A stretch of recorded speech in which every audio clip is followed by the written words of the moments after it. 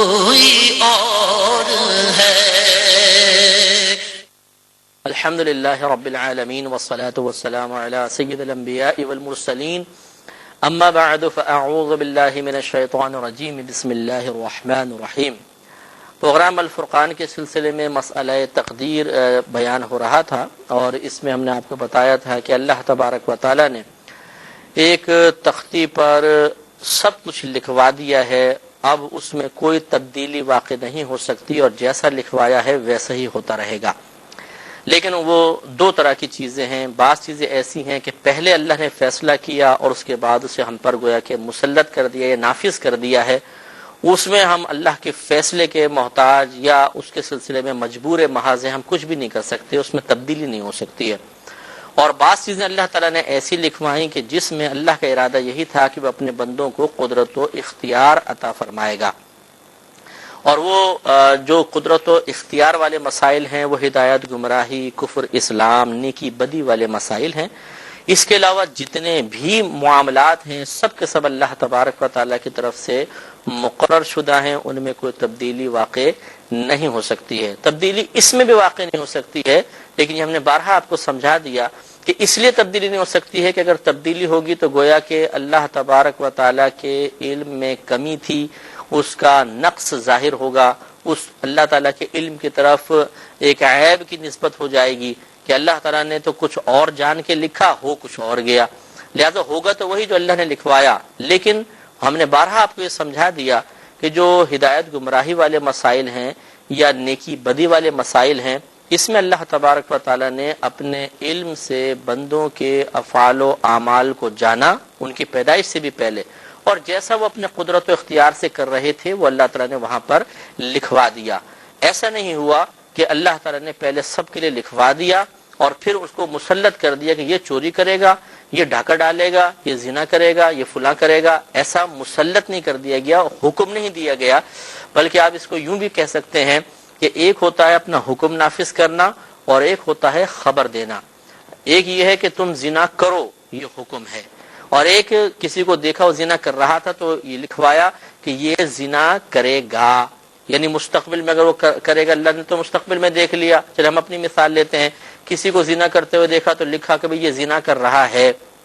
اور ایک ہی کسی کو کہنا کہ تم زنا کرو، اس میں فرق ہے۔ تو اللہ تبارک و تعالیٰ نے ایسا نہیں کیا کہ پہلے سب لکھوا دیا اور پھر یہ کہ حکم گویا کہ ہے تم چوری کرو، تم یہ کرو، تم یہ کرو، نہیں، بلکہ اللہ تبارک و تعالیٰ نے اپنے علم سے جانا کہ کون کیا کر رہا ہے۔ جو وہ گناہ کے کام کر رہا تھا یا نیکی کے کام کر رہا تھا وہ سب وہاں پر لکھوائے، گویا کہ ملاحظہ کرنے کے بعد لکھوائے۔ جو انسان اپنی قدرت و اختیار سے کر رہا تھا تو گویا کہ خبر لکھوائی ہے کہ اللہ تعالیٰ نے کو دیکھا وہ چوری کر رہا تھا تو لکھوایا لکھو یہ چوری کر رہا ہے، لیکن چونکہ وہ مستقبل کا معاملہ تھا تو گاہ کا لفظ کر دیں کہ وہ چوری کرے گا، کیونکہ اللہ تبارک و تعالیٰ نے اسے چوری کرتے ہوئے اپنے علم سے جانا کہ وہ چوری کر رہا ہے، تو وہاں پہ لکھوایا کہ یہ چوری کر رہا ہے۔ لہذا جو ہم نے پہلا سوال لاسٹ پروگرام میں عرض کیا تھا کہ جب اللہ نے سب کچھ لکھوا دیا ہے تو گناہ پر گرفت کیوں ہوگی، اس کا سیر حاصل جواب ہر پروگرام میں تقریباً ہم دے رہے ہیں کہ یہ آپ مطمئن ہو جائیں اور اللہ تعالیٰ کی طرف معاذ اللہ اس کو منسوب نہ کریں کہ جی مجھ سے چوری ہو گئی تو اللہ نے لکھوایا تھا تبھی تو چوری ہو گئی، بلکہ ہوا یہ ہے کہ اللہ تعالیٰ نے ہماری پیدائش سے پہلے ہی ہمارے بارے میں اپنے علم سے ہمارے بارے میں جانا کہ ہم اپنے قدرت و اختیار سے چوری کر رہے ہیں تو وہاں پر لکھا، لہذا قدرت و اختیار تو باطل نہیں ہوا، اس لیے اس پر گرفت ہوگی۔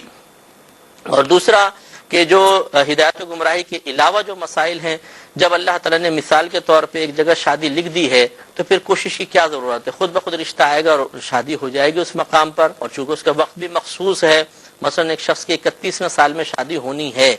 اور ایک مخصوص مقام پر ہونی ہے، تو واللہ صورت یہی ہے کہ اگر آپ ہاتھ باندھ کے بیٹھ جائیں گے نا تو وہاں پہ شادی ہونی ہے اسی ٹائم میں، اس لیے کہ اللہ کا فیصلہ ہے، یہ بدل نہیں سکتا۔ لیکن اللہ تبارک و تعالیٰ نے ہمیں کوشش کا حکم عطا فرمایا اور ہمارے نبی کریم صلی اللہ علیہ وسلم نے کوشش کر کے دکھائی۔ اگر تھوڑا سا غور و تفکر فرمائیں تو اس میں ایک حکمت یہ بھی نظر آتی ہے کہ اگر ہم کوشش کو ترک کر کے بیٹھ جاتے اور صرف فیصلہ خداوندی پر اعتماد ہوتا تو بہت زیادہ مایوسی ہوتی اور براہ راست اللہ کی ذات سے مایوس ہو جاتے اس وقت کہ جب ہماری مرضی کے موافق نتیجہ نہ نکلتا۔ مثال کے طور پر ہم بیٹھ گئے کہ جی کہاں شادی ہوگی اور اللہ تعالیٰ کا فیصلہ یہ ہے کہ شادی نہیں ہوگی تو ساری زندگی بیٹھے رہے، تو اس وقت ہم پھر یہ کہتے ہیں کہ بھائی اللہ تعالیٰ نے دیکھو میری شادی نہیں کروائی، اللہ کے فیصلے سے ہی ہوا ٹھیک ہے، لیکن اس وقت ہم بدزن ہوتے براہ راست اللہ تبارک و تعالیٰ سے، یہ عام آدمی ہوتا یہ کہہ لیں۔ لیکن اب کیا ہوتا ہے کہ ہم کوشش کرتے ہیں تو کہتے ہیں کہ یار وہ اصل میں ہم نے بات غلط کہہ دی تھی، وہ کنڈیشن غلط رکھ دی تھی، اس لیے وہاں پہ شادی نہیں ہوئی، تم نے رشتہ بھیجنے میں دیر کر دی، انہوں نے کہیں اور ہاں کر دی تھی، تو ہم پھر اپنے اوپر لے لیتے ہیں اور اس طرح براہ راست اللہ کی ذات سے مایوس نہیں ہوتے ہیں، حالانکہ وہ اللہ تبارک و تعالیٰ کی طرف سے فیصلہ ہو چکا ہے۔ تو اگر کوئی اس بات کو سمجھ لے کہ بہت سی چیزیں اللہ کی طرف سے فیصلہ شدہ ہیں تو پھر وہ مایوس نہیں ہوگا۔ اور ہمارے لیے حکم یہ ہے کہ ان چیزوں میں اللہ کی رضا پر راضی رہیں اور ہرگز اپنی زبان پر شکوہ اور شکایت لے کر نہ آئے۔ ہم اصل میں خواہش رکھتے ہیں کہ جو ہم چاہتے ہیں ویسا اللہ تعالیٰ کر دے۔ ہونا ہی چاہیے کہ ہم یہ سوچیں کہ جیسا اللہ ہمارے لیے چاہتا ہے کاش ہم ویسے ہو جائیں تو بات ہے۔ لہذا اگر کسی جگہ آپ کو رشتہ مناسب لگتا ہے آپ کوشش ضرور کیجئے، لیکن اگر وہاں پر شادی وغیرہ نہیں ہوتی تو پچھتانے کی بالکل حاجت نہیں ہے، افسوس کرنے کی، مایوس ہونے کی بالکل ضرورت نہیں ہے کہ خدا نخواستہ خودکشی کے منصوبے بنانا شروع کر دیے جائیں، بلکہ ٹھیک ہے اس کا مطلب یہ ہے کہ ہماری کوشش جو رائگاں گئی ہے، رد ہو گئی ہے، تو اللہ کا فیصلہ یہاں ہمارے لیے شادی کا تھا ہی نہیں۔ تو ہونا ہی چاہیے کہ اب ہم اللہ تعالیٰ کی رضا پر راضی رہیں اور نہ کوئی شکوہ شکایت زبان پر آئے، اور اگر آپ تھوڑے سے مضبوط ہو جائیں گے، اس مسئلہ تقدیر کو بار بار ذہن میں لے کر آئیں گے، تو انشاءاللہ پھر ہر قسم کا پچھتاوا ختم ہو جائے گا۔ میں بہک سکوں یہ مجال کیا میرا رہنما کوئی اور ہے۔ مثال کے طور پر میں ایک دفعہ ایک جگہ تھا، تو کافی پہلے کی بات ہے یہ، تو وہ میں نے موبائل نکالا، مین روڈ تھی اور کوئی میں نے دیکھنے لگا، کال تو نہیں تھی شاید، دیکھنے لگا، پھر میں نے جیب میں رکھ لیا، تو دو لڑکے اسکوٹر پر آئے،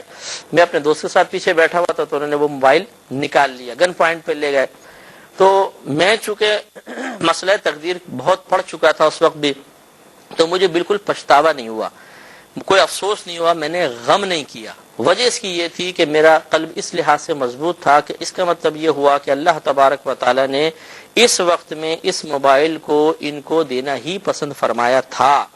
یہ ان کی بدبختی ہے کہ انہوں نے طریقہ غلط اختیار کیا، اگر نہ طریقہ ایسا اختیار کرتے تو ان کی قسمت میں ضرور چلا جاتا۔ پھر دوسرا اطمینان اس طرح بھی اپنے قلب کو دلوایا کہ انشاءاللہ میدان محشر میں اس کا یقینی سی بات ہے بدلہ ملے گا، اگر صبر کریں گے تو بدلہ ملے گا۔ تو اس طریقے سے غور و تفکر کرنے کی برکت سے ہزار ٹینشن سے انسان محفوظ ہو جاتا ہے۔ اس لیے اگر مجھے پتہ چلتا ہے کسی نے میری غیبت کی ہے، کسی نے مثال کے طور پر کوئی الزام تراشی کی ہے، کوئی میرے خلاف بول رہا ہے، تو میں کبھی بھی انتقام کے لیے غور و تفکر نہیں کرتا، کیونکہ میرا ذہن بنا ہوا ہے۔ حضرت ابن عباس رضی اللہ تعالی عنہ کی حدیث ہمیشہ میرے سامنے رہتی ہے، پیش نظر رہتی ہے کہ نبی کریم نے ارشاد فرمایا، ہم نے پچھلے پروگرام میں بیان بھی کی تھی کہ اے ابن عباس، اگر ساری دنیا تجھے نفع پہنچانے پر جمع ہو جائے اتنا ہی نفع پہنچا سکتی ہے جتنا اللہ نے تیری قسمت میں لکھا، اور اگر ساری دنیا تجھے نقصان پہنچانے پر جمع ہو جائے تو اتنا ہی نقصان پہنچا سکتی ہے جتنا اللہ نے تیری قسمت میں لکھ دیا ہے۔